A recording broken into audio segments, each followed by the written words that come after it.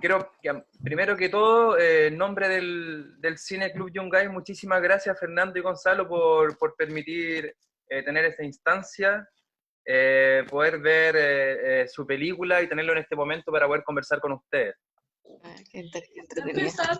No, feliz de que lo hayan hecho, un honor y qué bueno que se den estas instancias para poder conversar. Qué raro es. ¿Cómo? Me lo imaginaba como más gente. Hay, Más parece, pero están como hay para allá. gente. Ay, que Los me micrófonos.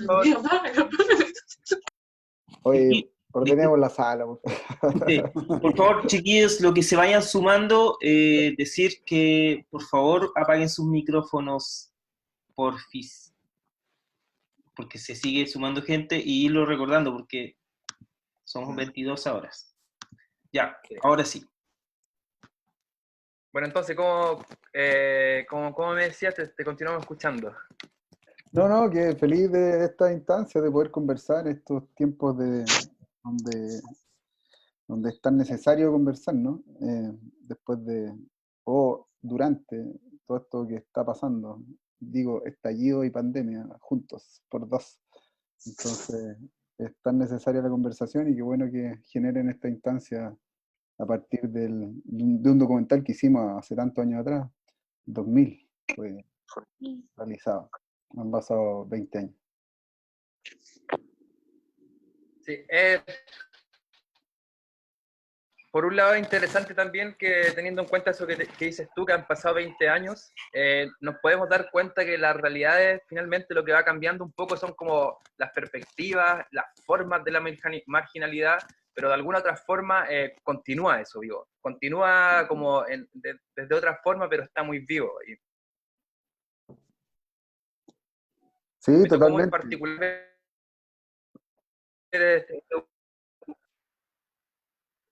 y me coincide justo que estaba con una lectura de Gómez Morel, y que también lo que es el mundo como de Lampa, los mundos de los bajos fondos de Santiago, específicamente en el río Mapocho. Entonces, como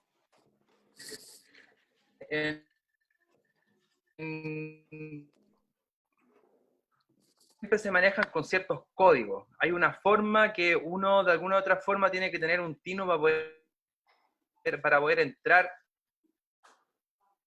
y adentrarse en las formas como se manejan estos personajes, la calidad del relato y poder lograr la naturalidad en sus grabaciones. Sí, bueno, ese fue como un objetivo principal de cuando partimos esto. Fue partiendo como de a poco, tuvimos acceso a una casa de acogida donde llegaban los niños que vivían en la calle en la noche, a veces en invierno, a dormir, a pasar algunas noches, algunas veces sí, otras veces no. Y empezamos como a frecuentar este lugar con Peñaña porque estábamos como con la idea así media vaga de hacer un documental sobre los niños en la calle. Y un día estábamos con Peñaña, le digo yo a Fernando Landero, somos amigos de chicos, del colegio. Estábamos en su casa, así como en un pre, ¿no? Y estábamos viendo teles y de casualidad vimos un reportaje aquí en vivo de Mega sobre los niños en la calle. Y me acuerdo que como que eso no, si bien ya veníamos con la idea, fue como que confirmó como la energía, en el fondo, en nosotros, la convicción de que teníamos que hacer algo, sobre todo porque sabíamos que lo que habíamos visto era una aberración, ¿cachai? Como ese periodismo sensacionalista con que estigmatiza tan fácilmente a los niños en la calle y no aborda el problema, sino que es como que simplemente un reflejo a ellos como si fuera un grupo de yonkis, ¿cachai? Así como que están ahí drogados, en neo, y oh, miren, qué terrible, pero no se adentraba más allá, no profundizaba, no lograba como uno no lograba sentir lo que realmente le estaba pasando a esos niños. Y no sé, nosotros en esa época teníamos 24, 25 años, no sé, súper viscerales nosotros dos. Fue como que me acuerdo que nos dio mucha como rabia, así dijimos, estos weones, así como que todavía la siento, así es un espanto ver ese tipo de reportajes. Entonces, lo que nos propusimos fue como ya, hagamos un documental donde la cámara, en el fondo, pase a ser como un niño más del grupo, ¿sí? O un niño más del que estuviera en esta como convivencia callejera, ¿sí? Para realmente entender la dimensión de lo que significa no solamente vivir en la calle, sino como el sentido del tiempo en la calle y, bueno, y entender un poco más allá que el tema del, por ejemplo, el tema de que aspire neopreno y todo eso, como entender un poco el contexto. Y así fue como que nos propusimos eso, ¿cachai? Eso fue como la meta principal, eso fue como siempre el objetivo. Y creo que se logró. Y una de las razones por la cual yo creo que se logró eso fue porque estuvimos con Fernando haciendo unos talleres, así como nos empezamos a meter en el mundo de la casa acogida ahora de día, que vivían los niños, que a veces iban de repente a comer algo, y habían tíos que le hacían actividades. Pero era difícil, porque un niño en la calle que ya, no sé, un tiempo yendo a la calle, él cree que ya se la sabe toda, digamos, y tienen razón, pues, o sea, ¿qué le pueden ir a enseñar a un weón que viene probablemente de otro barrio a cualquier weón, cualquier cosa que pareciera como autoritaria, desde un patrón, así como alguien que le enseña algo, los cabros no pescan. Entonces, en un principio íbamos a hacer como un taller de cine, unas ideas que se me ocurrió, pero era como una tontera. Y, y de repente se abrió el cupo de que nos hiciéramos cargo del taller de fútbol de los niños de la calle. Imagínate que tenían como que el Parque Los Reyes prestaba unas canchas de fútbol y la casa acogía el Hogar de Cristo que quedaba al lado de la estación Mapocho. Llevaba a los niños a jugar fútbol, pero nadie se estaba haciendo cargo de esa cuestión, estaba como perdido esa cuestión. Entonces nosotros, yo y Peñaña somos futboleros, somos pichangueros. Entonces nos cayó del cielo esa cuestión, esa idea, esa posibilidad, y nos transformamos en los profesores de fútbol de los niños. Nosotros estábamos en nuestra salsa.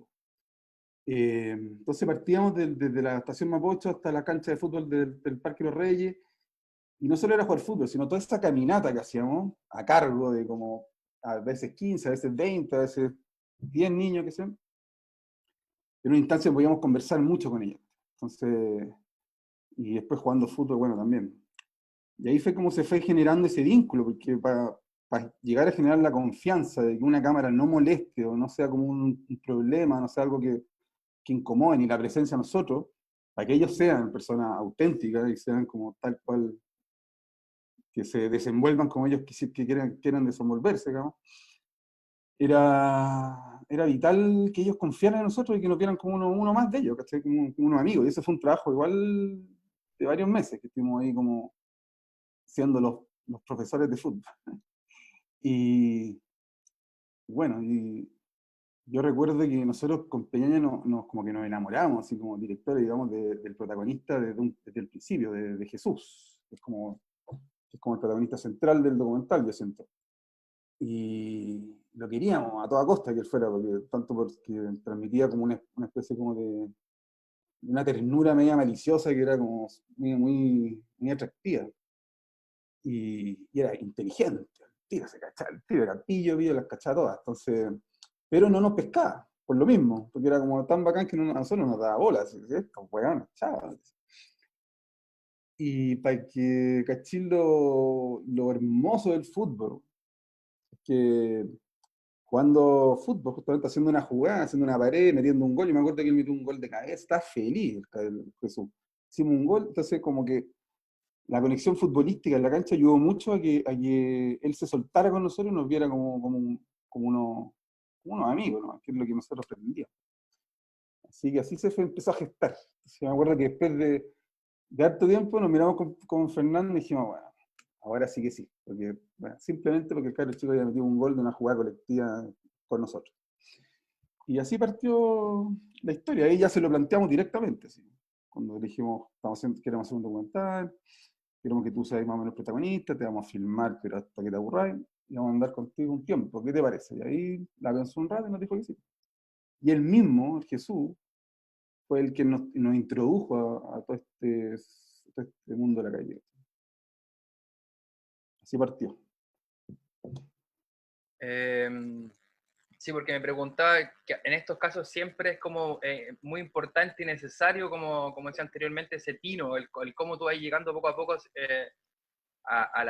estos personajes, más teniendo en cuenta que muchas veces, y teniendo en cuenta, por ejemplo, que igual también aspiraban neopren y otras drogas, hay como cambio de código y lógicas que son mucho más abruptas que las que nosotros generalmente conocemos, nos movemos. Por otro lado, también hay una cosa que a mí también es una reflexión constante que tengo con respecto a los trabajos que vienen, que se desenvuelven en la marginalidad, o con personajes que vienen de lo que podríamos llamar marginalidad.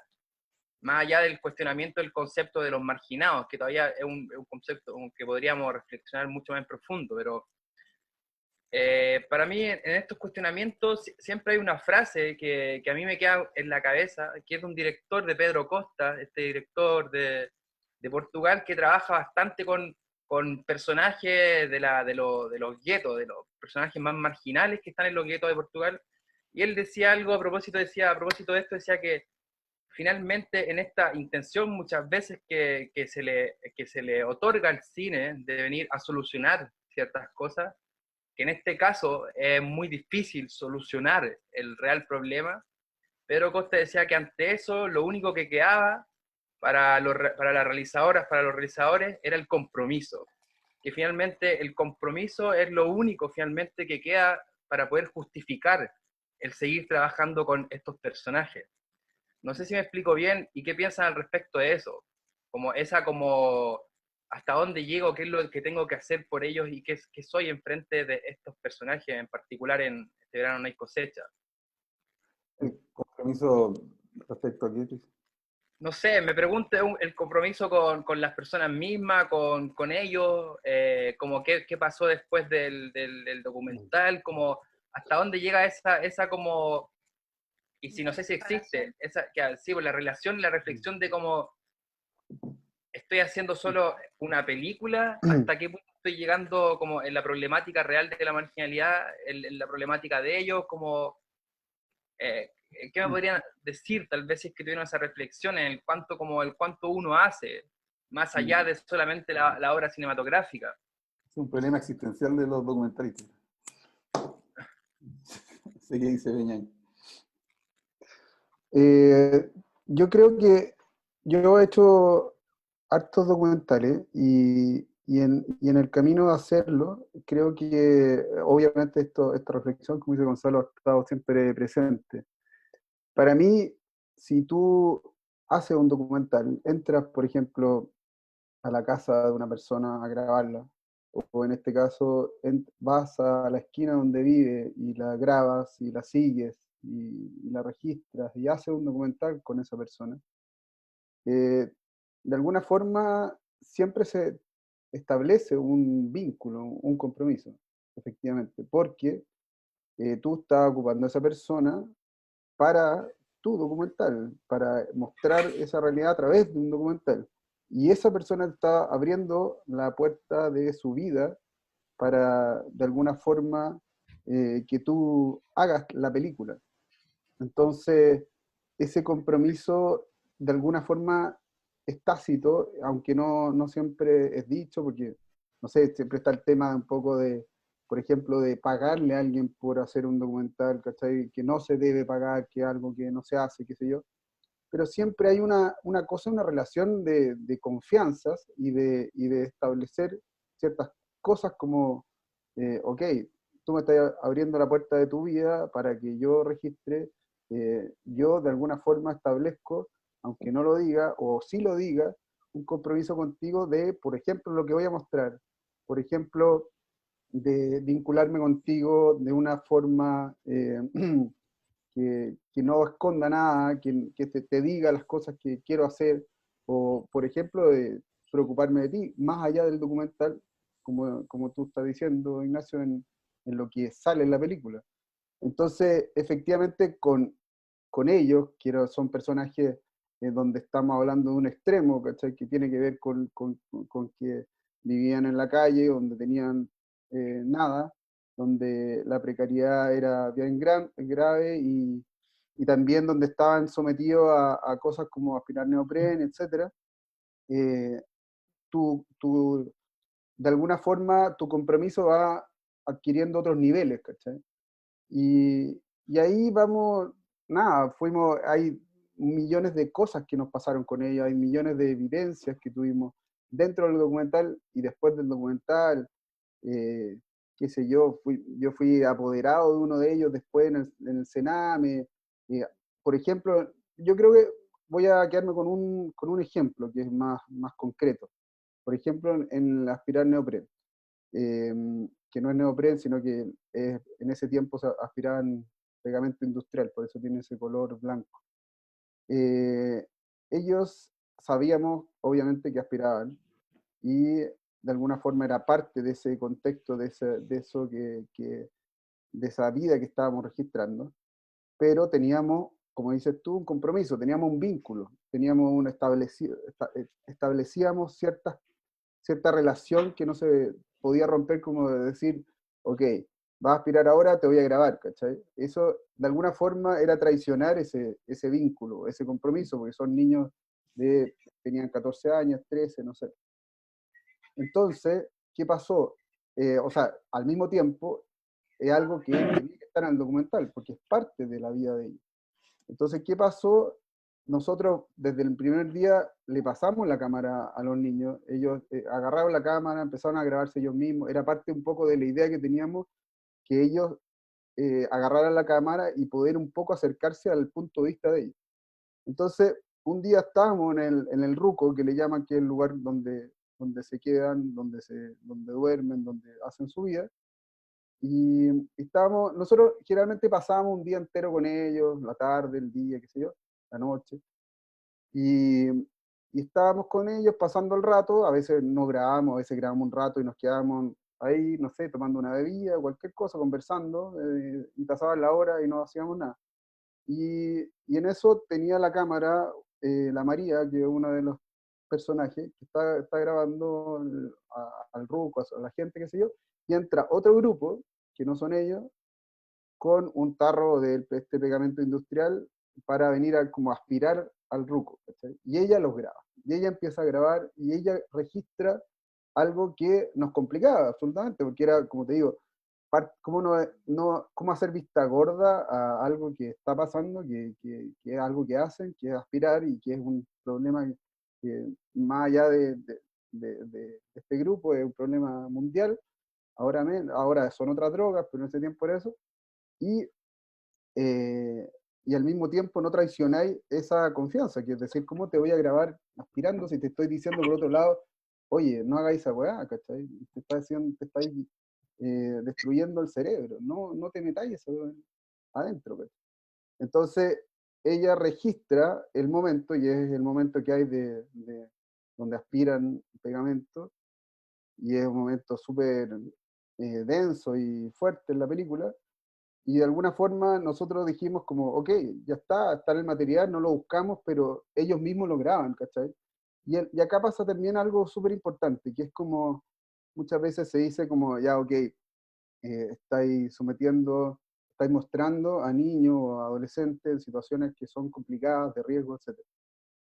Entonces está la parte como ética de mostrarlo, pero es algo que es muy importante en todo este asunto, es lo poco ético que es no mostrar, ¿cachai? Invisibilizar a estos niños y decir como hacer vista gorda, como se ha hecho siempre, ¿cachai? Como que no existieran y como que son una cosa que está más allá de tu vista, ¿cachai? No me muestres eso porque no quiero verlo.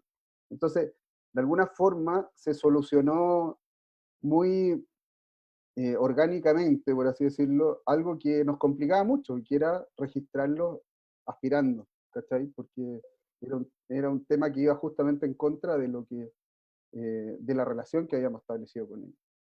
Y eso es un ejemplo que, nada, te puedo contar un poco acerca de eso, que efectivamente está, y que muchas veces se escapa de tus manos, porque finalmente pasan los años, obviamente te vas perdiendo.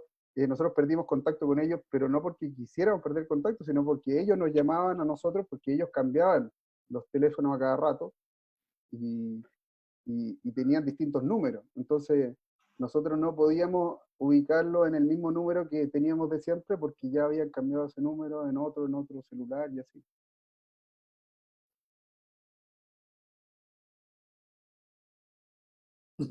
Se me quedó pegado el moderador. Moderador.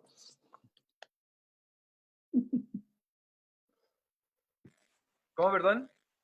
Ahí sí. Es que está Ahí un poco como ya. lento, parece. No lo escucho. ¿Escuchaste? ¿Escuchaste la respuesta de Peña? Se extendió. Sí, un poco pegado. Escuché hasta la última parte, a la última parte con respecto a a la, a la, a la droga, el hecho del rollo ético de grabarlos consumiendo droga, ¿no? Pues se me fue un poco. No sé si me Ah, ya. escucho ahí bien. Sí, sí, sí. Sí. Ok. Que ahí, bueno, por último, para después dar el paso también a otras personas si quieren hacer alguna pregunta, no sé, si podrían, dijiste también, Fernando, por un lado, que después habían continuado con la relación con ellos, que por ejemplo, de hecho, había sido apoderado de uno de ellos. No sé si tú, Fernando, o igualmente tú, Gonzalo, ¿qué pasó después con ellos? ¿Tuvieron, si continuaron el contacto con ellos? ¿Tuvieron noticias? No sé. Por varios años sí, hasta que fuimos perdiendo a poco el contacto, porque como decía Peñaña, no sé si escuchaste, pero claro, nosotros dependíamos de... Ellos nunca tenían un celular personal, siempre era como que de repente nos llamaban de otros teléfonos, por ahí nos juntábamos, algunas coordenadas, ¿cachai? Y yo tenía el teléfono de la mamá de Jesús, y un día fuimos incluso, nos juntamos con la familia de Jesús, estaba como agradecido porque a raíz del documental Jesús había vuelto a su casa por un tiempo. Puta, justo copió el link. ¿Tenís Zoom? Está por Zoom el loco hablando. El director de este año no hay cosecha. Los micrófonos, por favor. ¿Quién es? Llego, ahí lo veo. Ya. Ahí estamos bien. Vamos a Permiso, continuar.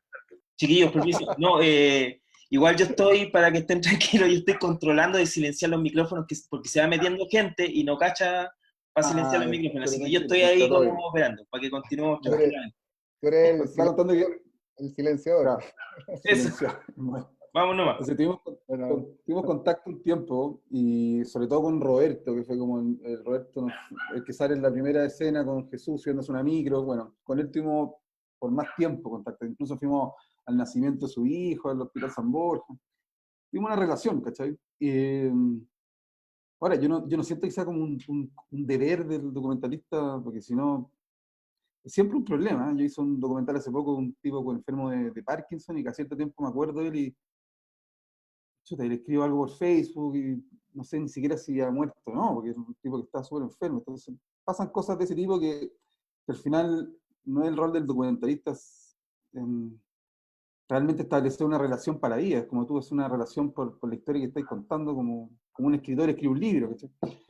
Pero ahí con estos niños sí tuvimos una relación y se fue perdiendo por cosas, por tonteras, por descuidos también de nosotros, pues no era anotado el teléfono, se lo tenía, yo me acuerdo que me acuerdo de perdí un teléfono y haber pensado está hablando hace, no sé, hace 14, 13 años atrás, y haber pensado todas las cosas que había perdido con ese teléfono y dije, cresta, perdí todos los contactos con los niños del documental. Así como que fue una sensación que tuve, dije, chu.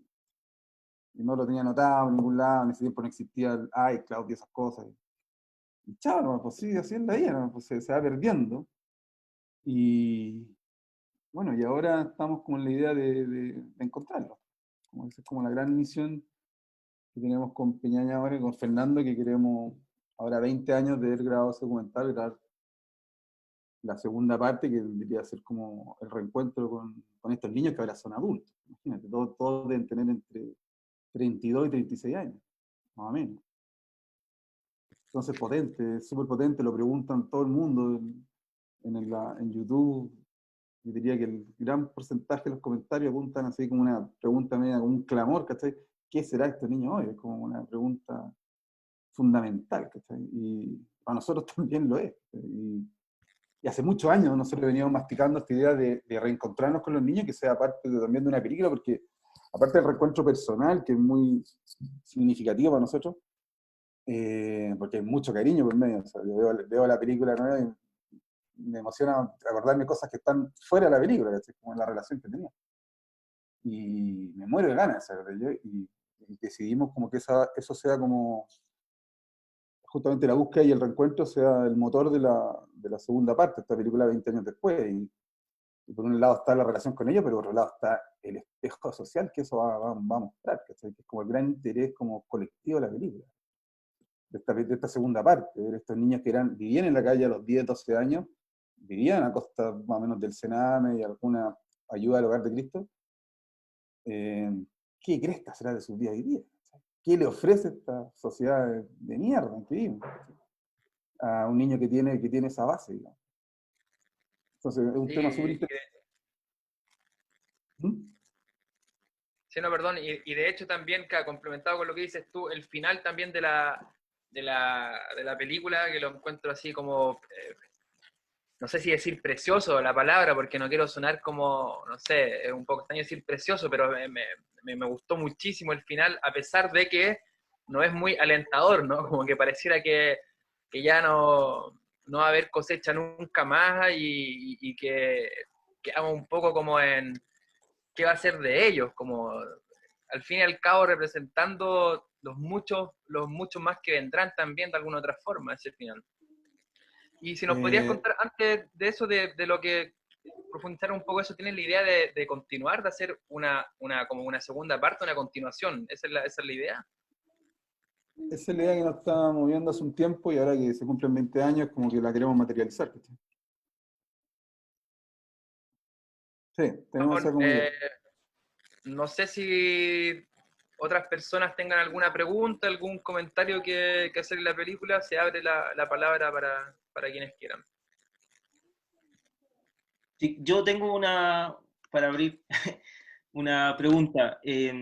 Porque, a ver, yo me acuerdo que ahora tengo 36 años, pero me acuerdo cuando tenía como 20, yo me dedicaba al hip hop y me acuerdo que íbamos con amigos grafiteros a las poblaciones a pintar con los cabros. Y se generaba como un tipo de relación, me gustaría saber un poco de esto, como una relación de o hermano mayor o teníais que ponerte como casi igual, la palabra es como chorizo, y hablando un poco de chorizo también para demostrar territorialidad, se podría decir, ¿cómo fue? Porque ya vimos un poco de la relación de ellos, de ustedes que empezaron con un taller de fútbol, que de ahí engancharon, pero ¿cómo se sentían ustedes? ¿Como tíos? ¿Como hermanos mayores? ¿O tenían que de repente igual ponerse un poco choro para poder marcar territorio? Esa es mi pregunta. No, mira, Las tres cosas. era primero, era distinta la sensación a la que es actualmente, porque, por ejemplo, no habían tantas armas de fuego en la calle. O sea, habían, obviamente, está lleno de cuchillos y hechiza, pistolas de hechiza que se manejaban en ese tiempo, pero no tanta arma de fuego, no estaba tanto el narco marcado, entonces, de alguna forma, era otro contexto. Y nosotros, si tú me preguntás como si éramos hermanos mayores o tíos, o algo, o sea, primero éramos mucho más chicos, teníamos, no sé, 26 años, 25 años, y entonces éramos amigos de ellos, establecíamos relaciones de confianza, pasábamos conversando, echábamos la talla, hablábamos mucho y nos reíamos mucho, y lo pasábamos muy bien, nosotros con ellos y ellos con nosotros. Había no sé, como una buena onda entre nosotros, y de hecho mucha confianza. Como que no había que, claro, en esto lo que te decís como un poco de mostrarse un poquito más choro, era más que nada en el código como de tallas, ¿cachai? Como que si te echaban la talla, si te empezaban a agarrar para el huevo, tú tenías que agarrar para el huevo de vuelta, pero no en una sensación de puta, oye, si te paras ahí yo me voy a parar, ¿cachai? Como que nunca en esa onda, no, durante todo el documental, de hecho, nos pasó algo al revés, nos sentíamos muy protegidos por ello, porque como éramos amigos y éramos parte un poco del clan, no éramos parte, pero teníamos el código de confianza, sabíamos que no iba a pasar nada, ¿cachai? Y podíamos estar ahí todo el rato que fuera, y estar en la noche y en el día, y no iba a pasar nada. Por ejemplo, no sé, una vez, esto que le pasamos la cámara, Yo me acuerdo haber dejado la cámara ahí y yo me fui a conversar con otra persona y me di la vuelta a la parcela y me pasé un par de horas afuera y de repente volví y estaba, no sé quién me estaba diciendo, oye, la cámara, te la estaba tratando, te estaba tratando de pasar la cámara y no te encontraba, y un poco como en la angustia de eso, ¿cachai? De que tenían que cuidar las cosas que pasaban. Otra cosa, bueno, algo que me marcó mucho a mí personalmente fue una vez que yo tenía como un personal estéreo chiquitito, que era pura radio, ¿no? Y yo lo ocupaba todos lados, andaba con esa cuestión y andaba escuchando radio. Y el Jesús, como que habíamos empezado a grabar, ya llevaba un tiempo, y me pedía el personal y lo pasaba durante el día mientras estábamos grabando, estaba escuchando con esta cuestión. Y entonces un día que no íbamos, yo se lo pido como ya me voy, y me dice, igual, claro, sí, efectivamente, sí, nos trataban de tío, eso sí, o tío, bueno, a veces peñaña o sapo, pero también era como mucho el tío, era parte. Entonces me dice, préstemelo y yo se lo devuelvo, no sé, cuando venga en 4 días más. Y yo como que lo ocupaba mucho y sabía que era muy difícil para ellos como conservar algo y que se lo podía perder, me complicaba la cuestión porque era algo que me gustaba y lo apreciaba. Y él me dice una frase que me quedó así guardada para la vida, me dice, préstemelo para que empiece a confiar en mí. Y yo como, o sea, como, toma, por favor, toma, y ahí haz lo que queráis. Y pasó días después, y como que me vio, cuando aparecimos de nuevo, él me vio así, y fue como corriendo, y debajo unas piedras, literalmente, así en un hoyo, sacó la cuestión, que era porque era chiquitito, como era pura radio, agarró la cuestión y me lo pasó, tío, acá está, muchas gracias. Y yo como que ya abrazo y después toma, haz lo que quieras y te lo regalo, como que después de eso da lo mismo, ¿cachai? Todo da lo mismo, o sea, como que efectivamente había un código de confianza que era muy increíble y que yo creo que un poquito, no sé, bueno, tampoco he estado no estoy interiorizado del mundo de la calle ahora, pero tengo la sensación de que ese código como un poco callejero y también de Lampa antes que eran como códigos, ¿cachai? Que si tú le das una mano, el otro en la mano de vuelta y ese código no se rompe, tengo la sensación de que se ha ido perdiendo un poquito, no sé, quizás el narco ha influido en esa cuestión, pero es una sensación.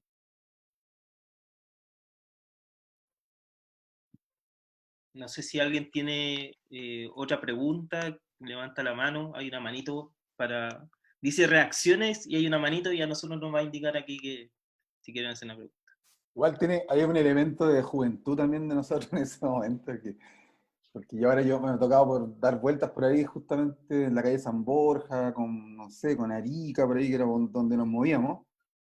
Igual las cosas han cambiado, como dice Piñaña, ahora está un poco más rígida la calle. O sea, antes la calle había mucha miseria, era terrible, habían como mucho, claro, te podrían robar, te podrían cogotear, pero era un poco más violento, quizás. Pero yo he pasado por ahí y yo digo, bueno, ¿cómo has pasado todo el día metido acá? Y hoy día o sea, como que me costaría mucho más, porque no le teníamos miedo a nada nosotros tampoco en esa época, ¿sí? Entonces andábamos metidos para adentro, San Borja, para adentro con equipo, estaba como que no. Entonces esto es como que es también como a todo el mundo que tiene como 20 y tantos años, es el momento de atreverse a hacer todas esas cuestiones que después ya, después de los 30, las empezáis a pensar 10 veces. ¿Sí? Entonces es el momento de lanzarse también. Tenía que ir un poco con eso. Hoy día, no sé si podríamos llegar a ese nivel de penetración de ese mundo. ¿Cachai? Probable, quizás sí, pero de otra forma. Yo creo que, no sé, ahora uno ya tiene una familia, tiene niños, no tiene otros miedos. Güey.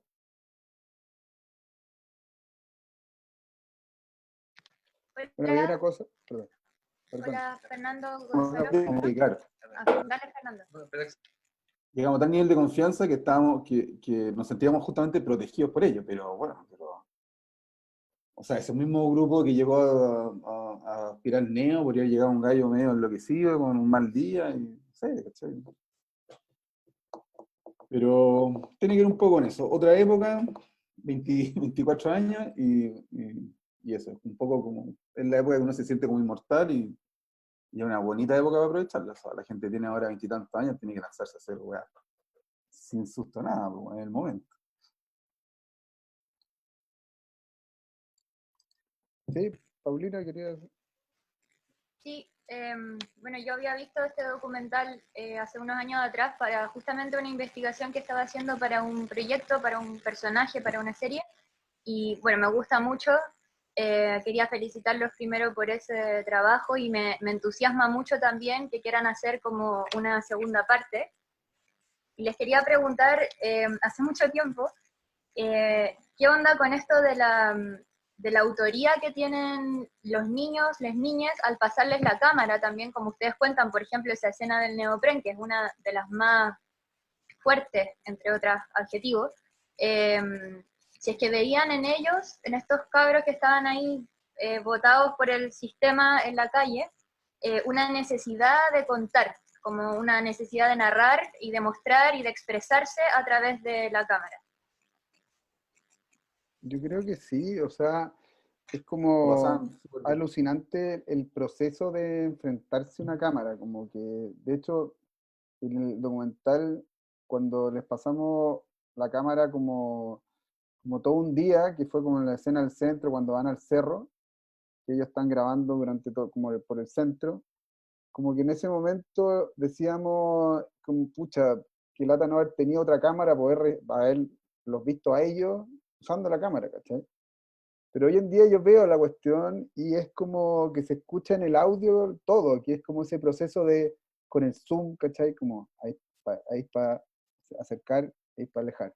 Como ese tipo de cosas, como, y empieza la cámara movía, como fijándose en una cuestión, como que claramente había una ansia de narrar, de contar, ¿cachai? En tiempos donde no habían cámaras, pues, donde no habían celulares, no habían celulares con cámara, no habían como lugares para expresarse. O sea, muchas veces como que en el colegio te dicen, ya tenéis que elegir arte o música, ¿cachai? O por lo menos en mis tiempos, y tú tenés que elegir arte o música, ¿no? Y si no sabéis dibujar, y si no tocáis ni un instrumento, cagaste, no eres para el arte, ¿cachai?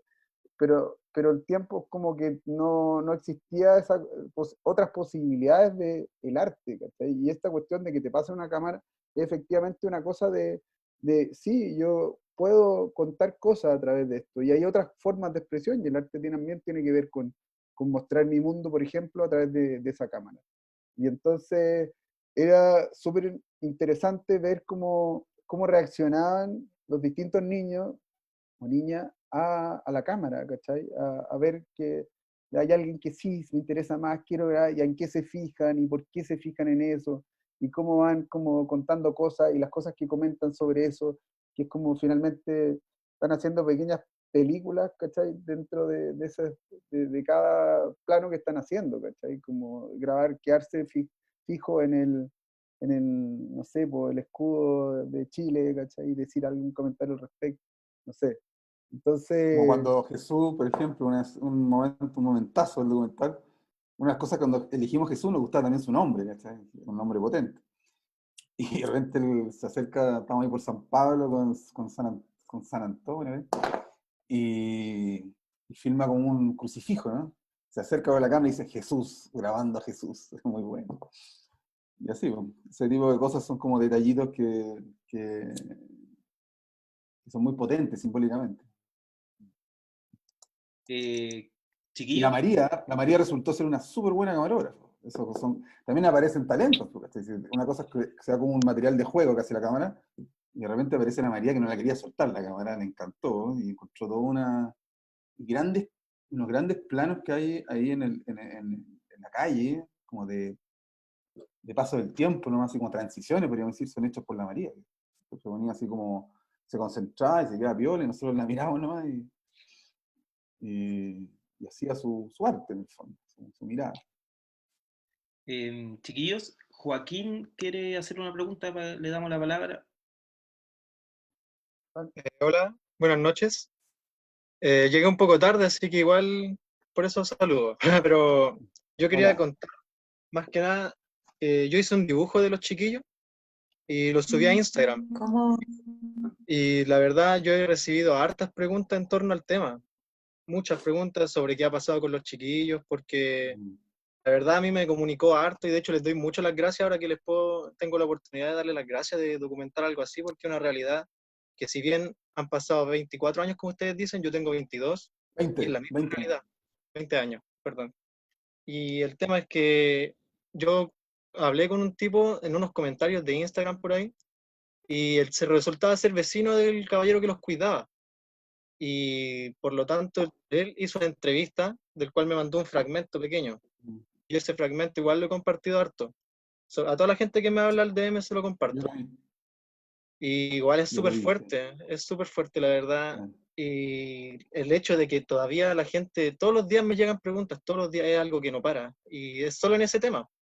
E incluso, no sé si a ustedes les da para pensar que 20 años después, mi generación siente lo mismo y de hecho siente una empatía tremenda con los chiquillos. Porque la realidad quizá, incluso como ustedes dijeron, quizás puede estar hasta más brígida, pero sigue siendo la misma. Y la verdad siento que O sea, ustedes retrataron algo. tu generación está mucho más, tu No, generación dale, está no. mucho más despierta de lo que estábamos cuando nosotros estábamos haciendo esto, porque ahora ha tenido como un impacto de la película mucho más potente que lo que la tuvo en su momento. En su momento, bueno, el viaje de un documental es súper como... Ha cambiado igual, pero en ese momento era festivales de cine, lo de los documentales, los de los documentalistas. Entonces, como un círculo muy cerrado. Gustó mucho en su momento, tuvo buena onda, pero... Y listo, y viene otra generación de documentales y así. Y siguió como súper latente por varios años como tuvo un público como de culto, ¿cachai? Pero con todo con el estallido social y con que este gallo que nosotros no lo conocemos, y nos encantaría conocer, el tipo que subió la película a YouTube, eh, le dio como, bueno, ahí se puso un fenómeno, y está mucho más despierta los cabros que ya tienen veintitantos años de lo que estaban cuando nosotros teníamos, están mucho más alerta, con mucho más consciente y con mucha más rabia también. Y bueno, está expresado en el estallido social, entonces, sin duda, entonces Sí, yo creo lo mismo, la está... verdad. Yo creo que gracias al estallido social, o sea, todos los que se han comunicado conmigo es como es el punto de quiebre. De hecho, yo vi el documental gracias a eso, porque dentro de varios foros te decían, no sé, documentales, películas chilenas que te pueden explicar cómo llegamos a este momento. Y eso igual, y frustra un poco, me frustra un poco de mi parte así pensar que, no sé, ustedes crecieron en Sí, esa obvio. realidad, nosotros crecimos en esta realidad y seguimos lo mismo, y claro, quizás pueden estar de acuerdo no con lo que pasó en Chile, con lo que está pasando realmente, porque esto no se ha acabado. Y claro, nuestra generación, como usted dice, está más presente, hay más rabia, la frustración está a flor de piel, y la verdad, cuando vi este documental, yo no sabía si llorar, incluso porque era ver lo mismo 20 años atrás, y la verdad, sentir que no cambia nada, es eso, frustración constante, la verdad. Mm. Y ustedes lo retrataron muy bien y de una manera quizás cruda podrían, no sé, sentirlo algunas personas, pero real. Y esa es la gracia del documental, según yo. Eso es lo que yo me comunica un poco. Oye, Joaquín, ¿puedes dejarte por en el chat tu Instagram para ver? Me encantaría ver esos dibujos. Sí, no hay drama, al tiro lo comparto si quieren, para que lo vean. Buenísima. ¿Sí? Dale, buenísimo. Oye, sí, Oye, yo Joaquín, quería lo decir, que decía, claro, vale, ahí lo no, compartí en el chat. no, lo que quería decir es que claro, un poco esta cosa de que venía pasando, ha pasado desde hace tanto tiempo y que sigue pasando y es lo mismo. Y un poco como que de alguna forma es loco porque el documental se hizo el año 2000, 99 al 2000, y era justo la época de elecciones de Lago. Y yo creo que la cosa es totalmente política, bueno, y social también. Pero había esa cosa como de que estábamos antes de la elección de Lago y era como esta como pseudo ilusión que había en ese tiempo, como de que Lago de alguna forma era un poquito más socialista, un poco más Como que decía, hay previdente. una frase de una señora que dice, Lago es de los pobres. Y Claro, esa Lago es de frase los me queda pobres. claro. Eso es súper Lagos de los loco, pobres, pues, le dice. ¿cachai? Entonces, buena foto esa, maravillosa. Y, Es el dibujo. Sí. Ah, es el dibujo. Sí, el El dibujo, Joaquín. dibujo. Oh, el medio dibujo, qué bacán. Buenísimo. Bacán, Ah, Joaquín. Muchas gracias. Está muy bueno. Bacán.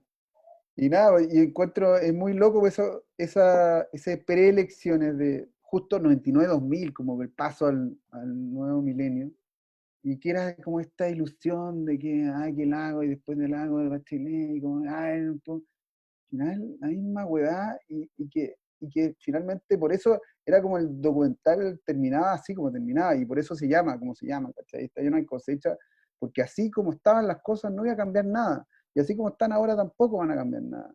Entonces, como, ¿sabéis qué? Si efectivamente queremos que cambien, hay que hacer algo distinto, ¿cachai? Y en ese sentido el estallido de, puta, por favor, por fin algo da una luz de que efectivamente puede cambiar algo, pero de aquí hasta el momento no ha cambiado nada y si siguen las cosas como están, van a seguir igual. Y eso, y la gente de la calle es un súper medidor de lo que está pasando en la sociedad. ¿Cachai? Esa puta, pueden pasar millones de cosas, pero si no tenéis gente viviendo en la calle, es muy distinto todo. O sea, estar viviendo en la calle es una imagen y es una radiografía de cómo más o menos tenía al país.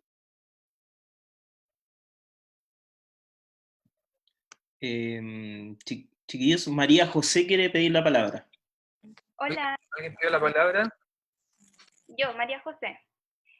Bueno, primero que todo, dar las gracias por el documental que hicieron. En verdad, algo que valoro mucho de su documental es que fue realizado hace 20 años atrás. Y la forma en que ustedes relatan como, bueno, esta como cruda realidad, me parece que como tratan estos temas de vulnerabilidad, tratarlo, no sé, yo como que no concuerdo mucho con lo que decía Joaquín, que era como muy fuerte, doloroso. Siento que ustedes lo retrataron como de una manera muy cercana. Cuando uno trata como temas de violencia, no sé, drogadicción, como que los documentales tienden a mostrar esto como de una manera muy fría, como con mucha estadística, como tratándolos como números, y ustedes trataban como a estos chiquillos como personas. Y algo que valoro demasiado es como que la cámara se hace parte como del documental, como que la cámara es como uno más dentro de todo el relato. Y eso que se haya realizado hace 20 años atrás es súper valorable, porque hoy en día he visto algunos documentales chilenos que están utilizando más esto, como más de la cercanía, más como personas. Pero antes no se trataban así. Antes todo era en estadística, números, era mucho más crudo.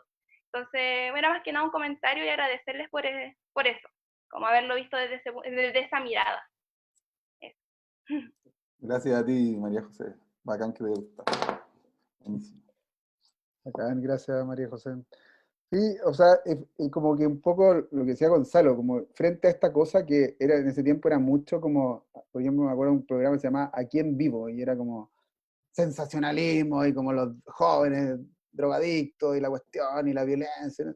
Y toda esa mirada como vertical, ¿cachai? Como de ver a la gente y a las personas que habían, por ejemplo, viviendo en la calle, como objetos para aportar a este sensacionalismo. Entonces, de alguna forma siempre fuimos como esa intención de tratar de acercarnos como de tú a tú, de igual a igual, de pasarles la cámara y tratar de acercarnos a como ellos miren. Y como ellos miraban en ese minuto, era totalmente como echar la talla todo el día, cagarse la risa, porque son niños, ¿cachai? Eran niños, cuando tenían 12 años, tenían 14 años. Y cuando uno tiene esa edad, y sobre todo con esa dinámica que es la calle, que es todo como rápido, que tenéis que obviamente ser muy vivo, que tenéis que ser choro cuando hay que ser choro, tenían que ser muy rápido, astuto y finalmente el humor era algo que estaba presente todo el rato. Entonces nosotros conectamos con algo que estábamos también buscando, que era retratarlos dentro de esa dimensión, de cómo efectivamente vivían el día, porque no lo pasaban mal, ¿cachai? No lo pasaban mal en muchos momentos del día. Obviamente que lo pasaban mal, o sea, no estoy diciendo que siempre, estoy diciendo que en general, en muchas partes o en gran parte del día están riéndose y pasándola bien, ¿cachai? Y en otros momentos, sí, efectivamente, había mucha mucho drama y sus días eran muy dramáticas, pero tenían una disposición Hambre, po. frente como al... Sí, obviamente había hambre, pero habían en muchos momentos, o en la mayoría de los momentos, había una disposición a eso, a echar la talla, a pasarlo bien, a tener la libertad que significa la calle, que también es algo súper importante.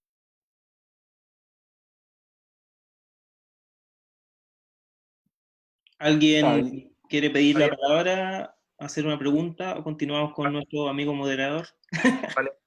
Valentina había pedido la palabra, no sé si quiere hacer una pregunta. No. No sé, yo creo que para ir cerrando ya, no sé si alguien más tiene alguna acotación, alguna pregunta. Hay una ahí, pregunta. Bernie Ok, Moreno quiere hacer una pregunta. te escuchamos, Bernie. Hay que sacar el micrófono. Hola, gracias. Los saludo desde Australia. Los tengo aquí, los estoy acompañando.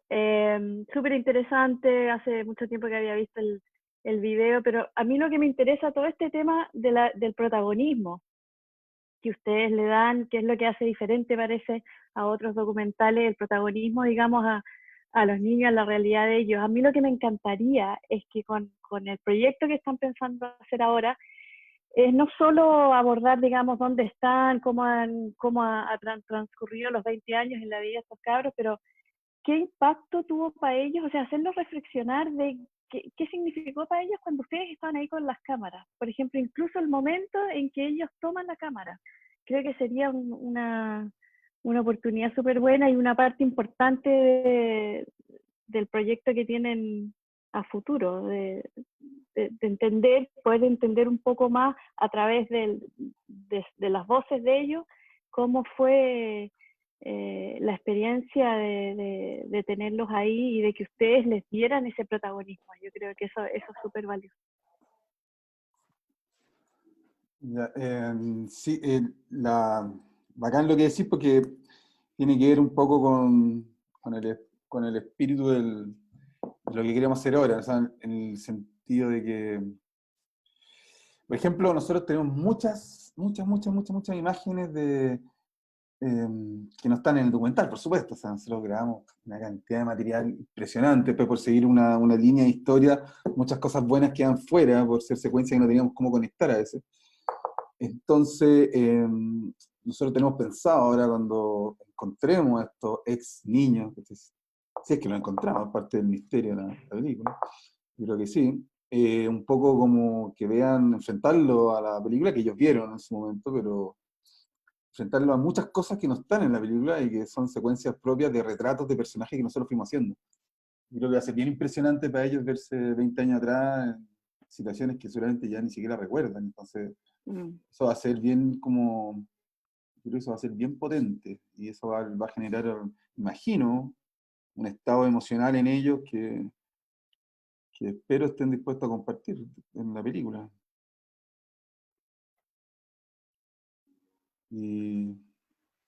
Pero de todas maneras, o sea, como yo creo que para ellos debe haber sido, es un misterio, a ver qué realmente qué les produjo haber participado en ese documental hace 20 años. Yo creo que Yo no, creo no que sé.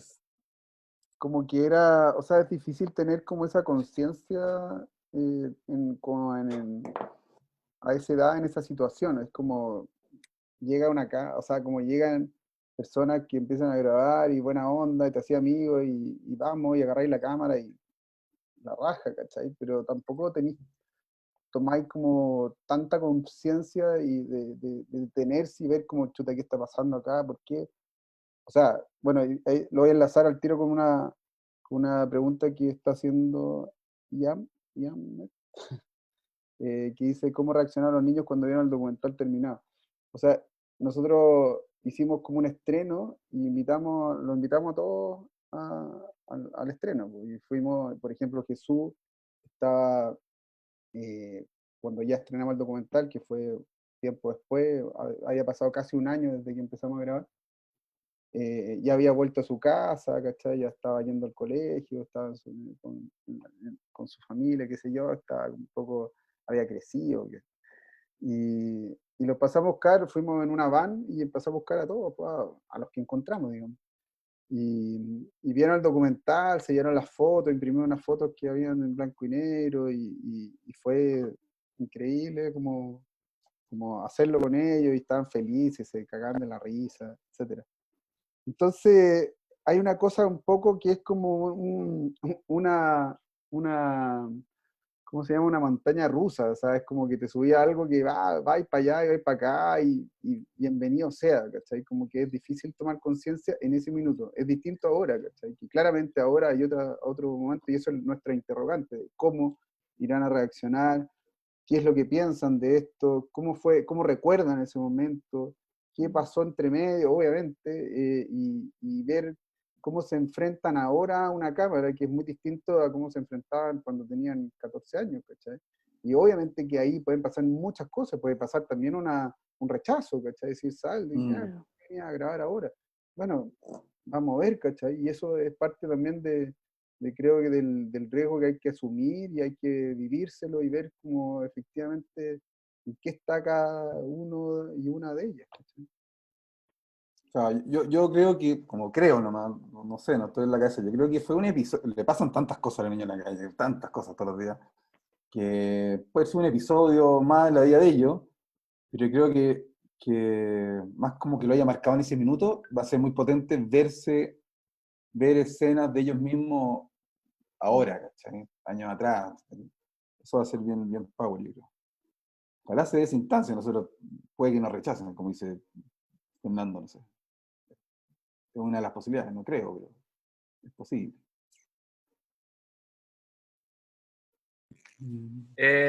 Bueno, yo creo que ya vamos a ir como cerrando el conversatorio. Joaquín dice si Eh, tiene una última Joaquín pregunta. tenía una última pregunta. Joaquín, Sí, yo tengo una duda Joaquín, te importante. escuchamos. Dale. Es que yo no sé si lo hablaron antes de que llegara igual, pero a mí las preguntas que me llegan casi todas giran en torno a Jesús. Casi pocas dicen, oye, ¿cómo están los niños? ¿Quién me pasa el fragmento de los niños? Casi siempre, oye, ¿tenía el fragmento del Jesús Ortega?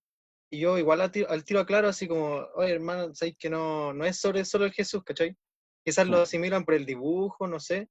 Pero, ¿por qué ustedes creen que Jesús se llevó la cámara? ¿Será su personalidad o ustedes lo quisieron así?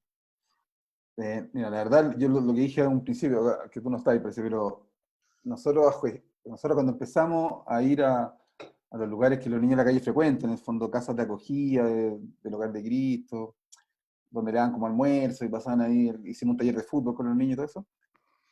Nosotros con Fernando dijimos al tiro, o sea, el protagonista lo teníamos clarísimo. O sea, yo apenas lo vi, conversé un par de cosas, lo vi como actuaba, y dije, chuta, este es el protagonista, sea como sea, no quería que nadie más lo fuera. Entonces, nos obsesionamos un poco con eso, porque es muy carismático, era muy carismático, era muy, muy, muy carismático. Y tenía un carisma que tenía que ver con porque era un cabro que tenía una expresión bonita, así como, pero además tenía una cierta malicia, era más pillo que la cresta. Y siempre como que nos empillería en ser más vivos, nos dejaba chicos nosotros, pues. Entonces, siempre lo que hicimos. Entonces no me extraña, y aunque igual, claro, tiene un cierto protagonismo en la película, que él se haya como llevado toda la atención, que es como que hay personas carismáticas y hay personas que no. Así de simple. Así es como, ¿por qué Arturo Vidal es más famoso que Charlie Arangui? Es una cuestión de carisma, no sé.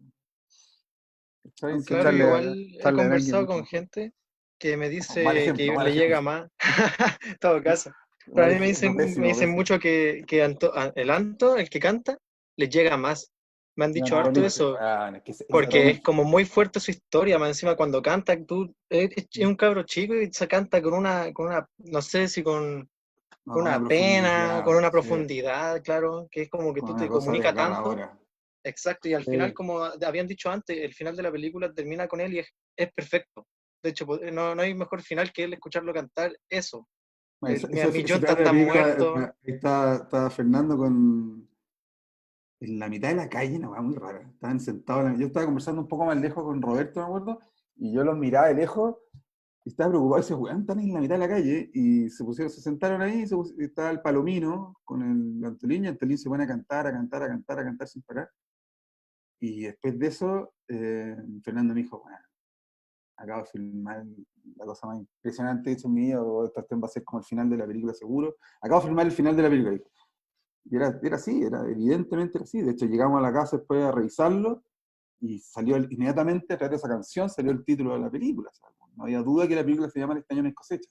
Era tan potente. Me acuerdo que nosotros lo estábamos revisando, eso lo vimos 1, 2, 3 veces, y el papá de Fernando, que estaba como polulando por ahí, estábamos en la casa de él, gritaba así como, ¡oye, pero qué desgarrador ese! Sin verlo, solamente escucharlo, decía, qué desgarrador ese canto, así como que llenaba todo el espacio. Mientras lo estábamos revisando, imagínate. Y las micros pasan a 15 centímetros de Antolín mientras cantan, ¿no? Es tremendo. Y más encima que esa canción le da todo lo que nosotros quisimos transmitir, porque es lo que nos transmitió a nosotros esa experiencia, estar unos meses yendo todos los días a la calle, ¿cachai? Una experiencia, una sensación de desesperanza total, totalmente desesperanzadora, así era como, este año no hay cosecha, el próximo tampoco, y 20 años más ahora como estamos tampoco, pero así que sí, eso fue yo creo que uno de los grandes momentos del cine chileno, esa toma que se mandó Piñaño, Fernando.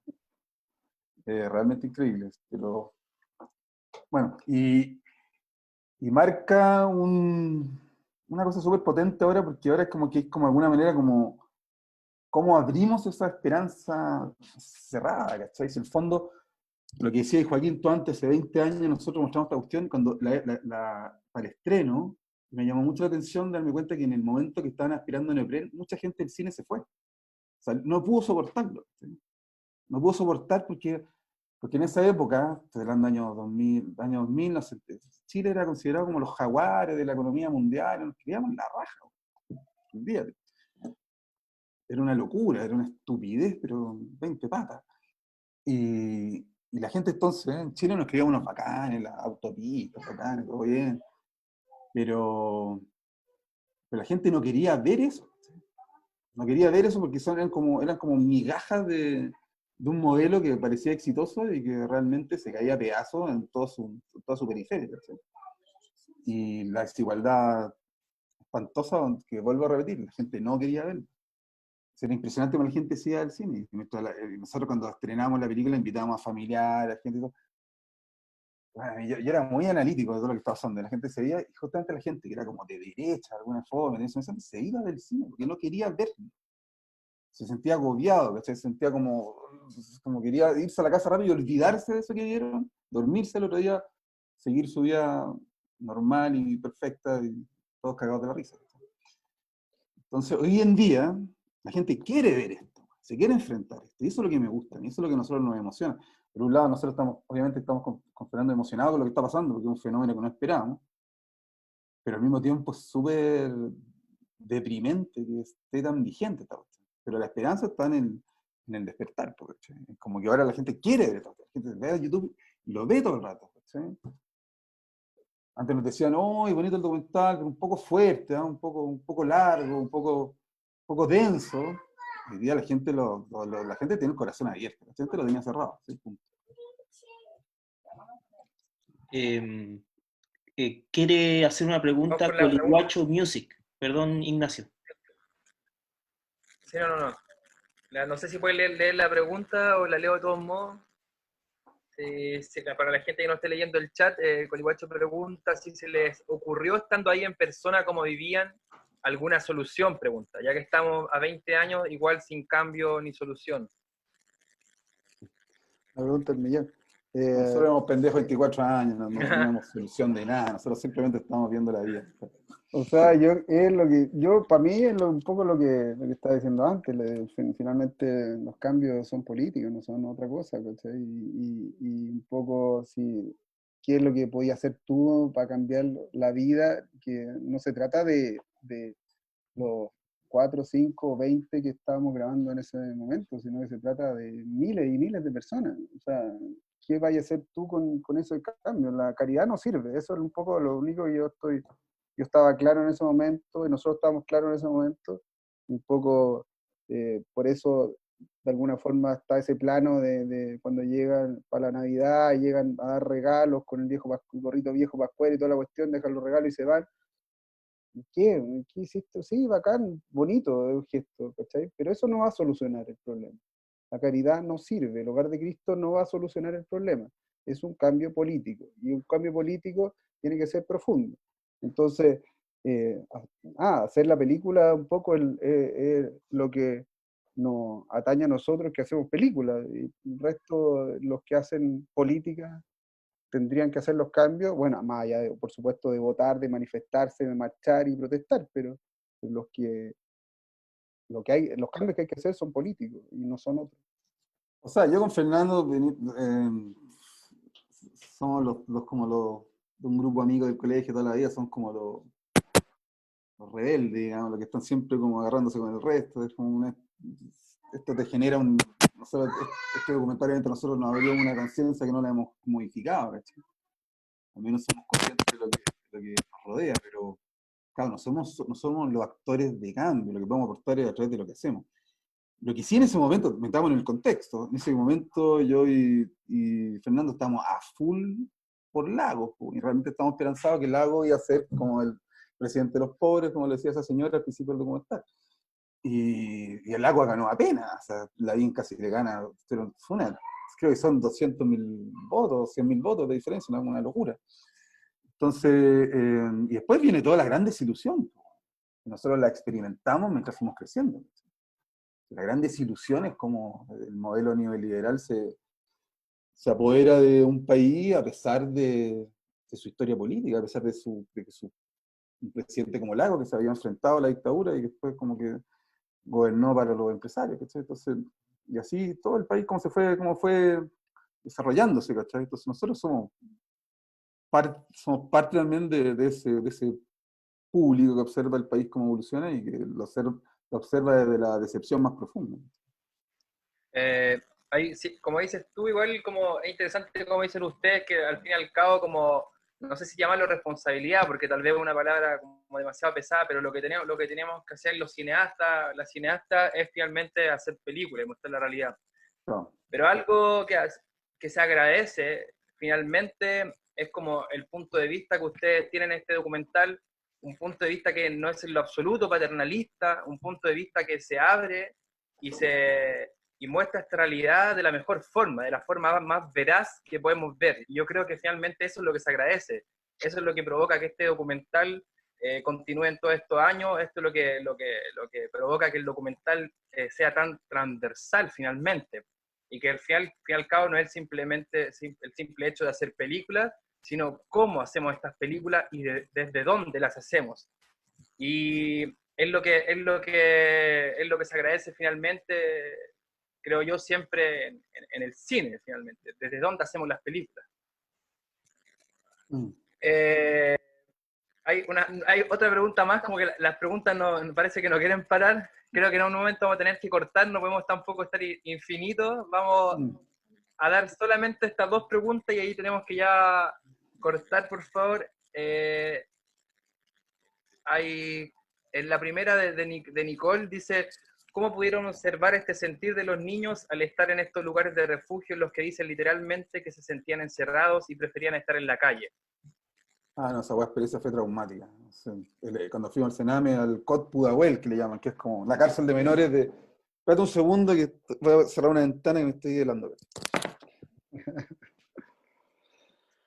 No, bueno, es que esos refugios, bueno, el problema del Sename es de larga data, entonces... Como te decía, nosotros fuimos a grabar el Sename, el COT Pudahuel, y esa weá, no sé cómo aquí, la más bizarra que yo he estado, y más terrible en la que he estado así como polulando, observando. Las condiciones son horribles, el lugar es espantoso, están todos apiñados. Hay un sector que es como una cárcel de niños que hacen hecho como delito, donde estaba el Jesús Ortega, porque le había estado tirando piedra a unos autos, no sé.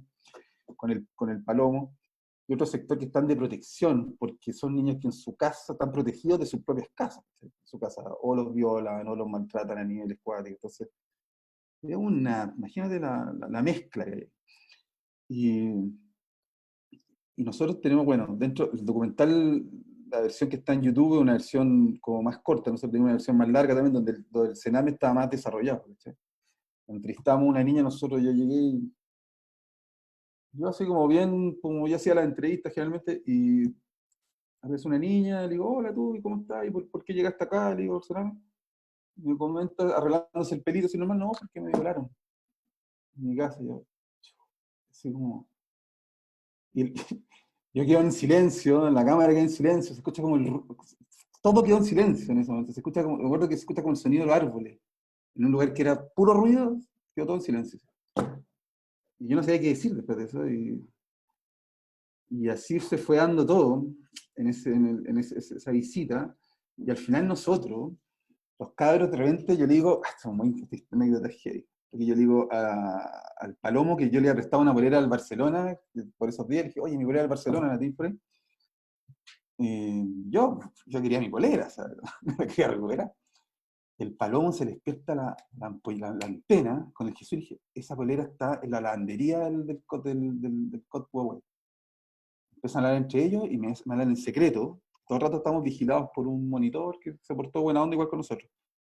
Me llegan y me dicen, oye, si vamos a la lavandería, como que ellos me dieron a entender que tenían posibilidad de fugarse de ahí. El lugar como que era fácil fugarse. Entonces me dijo, dale, sigue preguntándome por la bolera del Barcelona. O sea, como que, ¿sí entendí? Entonces íbamos a ser como, de alguna manera nos estaban planteando, de forma como código muy al vuelo, que fuéramos como cómplices de su fuga, a lo cual yo con Fernando estábamos completamente de acuerdo. No queríamos que se fugaran de ese lugar. Y fue tan así que insistía, entonces era como que el tío, no importa, el monitor del Senado me dice, oye, es tan importante tu polera de fútbol, güey. Y dije, puta, sí, bueno, un regalo de mi abuela, cualquier güey. Y hasta que llegaron a la lavandería, y mientras estaban en la lavandería, los cabros fueron iban con Fernando a mostrarle el lugar, y Fernando lo filmaba. Toda esa parte un puro relleno para su escape, ¿cachai?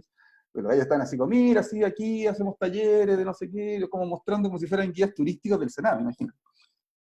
Y dice, sí, aquí hacemos no sé qué cosa, empezaba a maquinarse esta cuestión, mientras yo retenía al monitor, le preguntaba cualquier tontera por otro lado, y ese día fuimos, el único día que estábamos a 2 cámaras, ese día. No sé por qué se dio, porque justo estaba un amigo Fernando, que el negro Sandón, muy amigo, y nos acompañó y llevó una segunda cámara. Entonces yo le dejé punto fijo, en un lugar, un punto donde se veía como todos los techos desde arriba, y decía, quédate acá parado, va a pasar algo probablemente arriba de los techos. Cuando pase eso, tú tienes que grabar. ¿Qué va a pasar? No, quédate ahí, no sé, me imagino que va a pasar algo. Quédate acá, piola. Y sucedió, bueno. Entonces yo estaba retenido al tío hasta que empezó a llamar a los cabros, y dice, Jesús, Palomo, oye, ¿qué están? Ya vengan para acá. Y yo, oye, y le preguntaba cualquier lecera, oye, ¿y esta cuestión para qué sirve? Y de repente, los cabros se suben arriba del techo, salen corriendo, se escapan, nosotros quedamos ahí, ¡oh! Chucha, se escaparon los cabros. Era tan evidente, éramos cómplices, weón, ellos nos iban a dejar a nosotros adentro, digo, weón, por Barça, weón. Y yo fui al tiro, le fui a preguntar a Rodrigo, a Sandón, al negro, y dije, oye, ¿grabaste usted? Bueno, tengo todo grabado, weón, qué maravilla. Y los cabros ahí desaparecieron.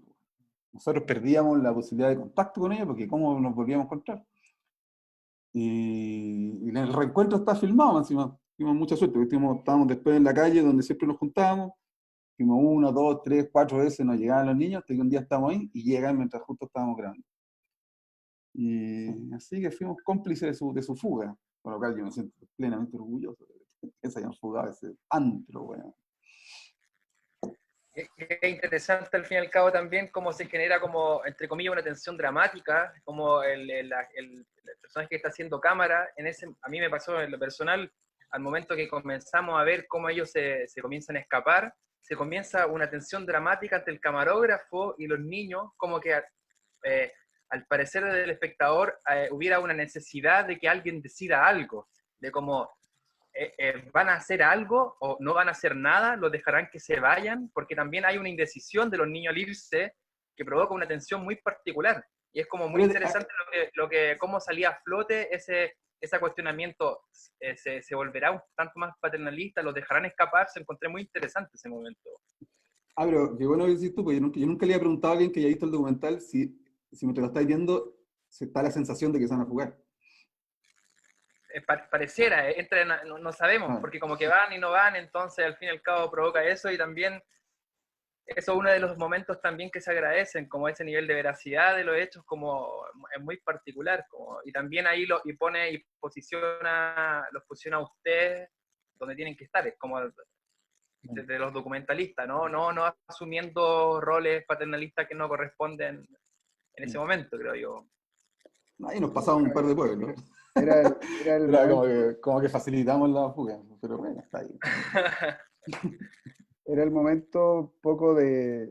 Era el lugar por donde se podían fugar. Nosotros sabíamos que por la lavandería se podían fugar, ¿cachai? Entonces, sabíamos que desde ese techo podía ocurrir, ¿cachai? Entonces estaba ahí la cuestión entre que estaban arriba del techo y que no, y que sí, que no, y que viene esa tensión, como dices tú, ¿cachai? Como de qué va a pasar, si lo van a hacer o no, si van a tomar la decisión o no, y el otro que no, ¿cómo se llama? El guardia, que no es guardia, pero es como un guardia, como un gendarme del CRD, que está más allá y les grita, pero no se acerca.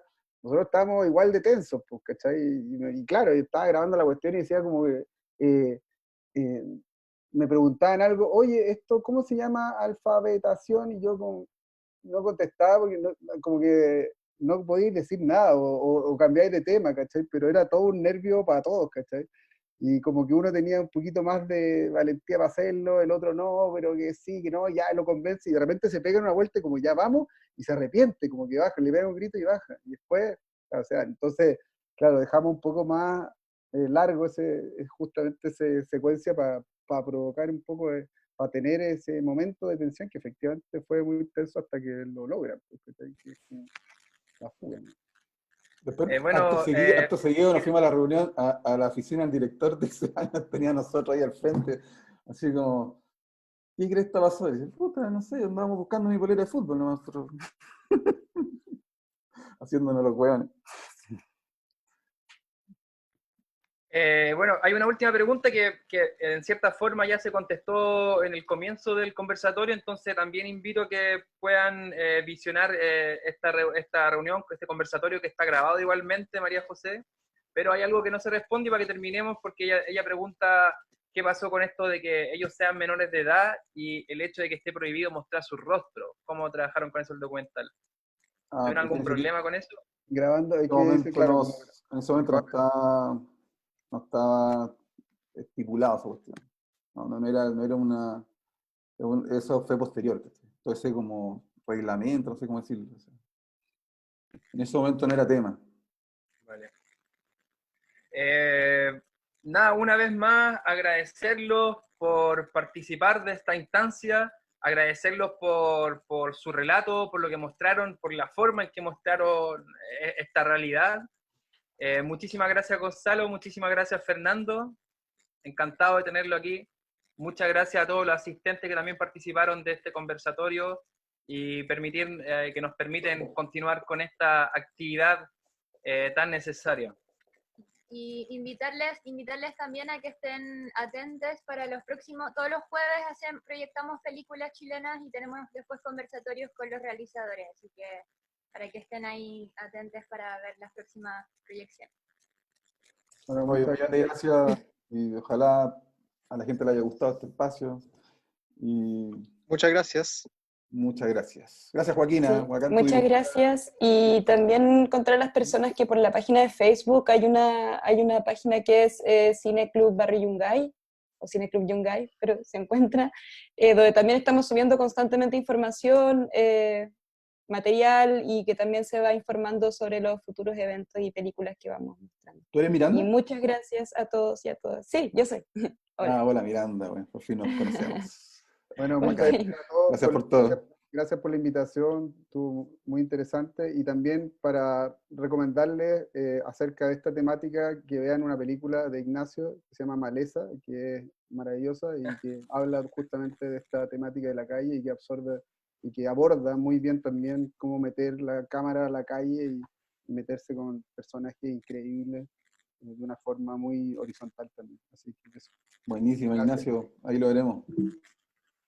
Estuvo acá hace un par de semanas atrás, estuvimos con Maleza también aquí, tuvimos un conversatorio bien interesante también. Bacán. Panorama para mañana. ¿Está abierta? ¿Está liberada?